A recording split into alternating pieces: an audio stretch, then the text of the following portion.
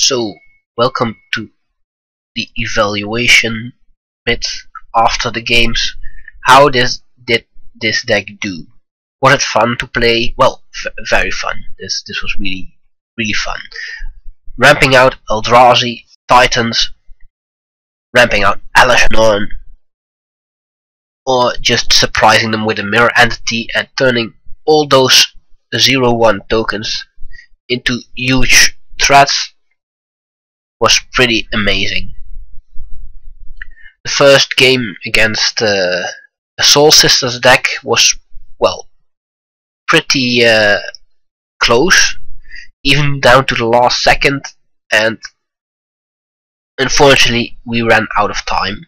Opponent still had 30 seconds on his clock, so that was rather close, and we were attacking with a Kozilek. Still, he had a card under his hideaway land. What's it called? The white one. And if it was an Anthem effect, we would have died. If not, we would have won. But that all doesn't matter because we ran out of time. Still, it was a pretty fun game. Second game against Infinity was pretty one-sided. The first game we managed to ramp out an Elashen, and well, that shuts down his whole deck. And the second game we drew our Stony Silence and Ancient Grudges and basically demolished him. Because of that, I don't think we needed the 4 Ancient Grudges, so I removed 2 of those from the sideboard, making more space. At the moment there's a Sacred Tribe Elder and a Path to Exile, but those could be other cards. Third game with Elspeth. Well, I don't know how I feel about Elspeth yet. I do like having a win condition that operates on a different axis, so something that's not a creature, but she is rather slow. We can make tokens more efficiently than her, and if we want an Anthem effect like her ultimate, we can just cast Elashen or a Mirror Entity and have that on the turn we play it. So yeah, she gains value over time, but if she is worth it, I don't know yet. I do like having access to more early interaction. The Path to Exile was decent.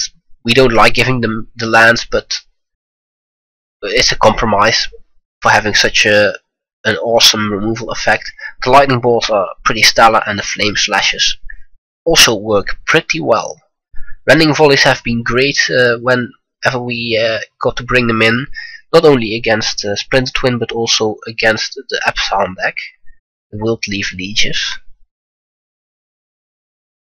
All in all, I'm pretty happy with how this deck turns out.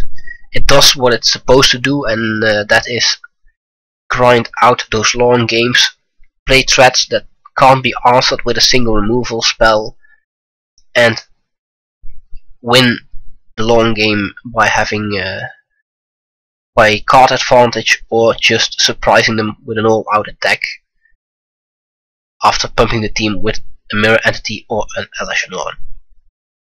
Still, I don't think this is tier 1 just yet. I don't know if it can be. At least I won't be able to make it tier 1 by myself. And who knows, with the upcoming set Return to Battle for Zendikar, we might get more Eldrazi drone type cards which generate these spawn tokens. And if we get a few more 2-drops and 3-drops in red, green or white, that would be really good for this deck. So the deck is really fun to play, and it can win. It has a few tough matchups against the dedicated aggressive decks in the format, but even those we can win if we bring in enough sideboard cards. So I hope you enjoyed the videos, and maybe you would like to try this deck yourself.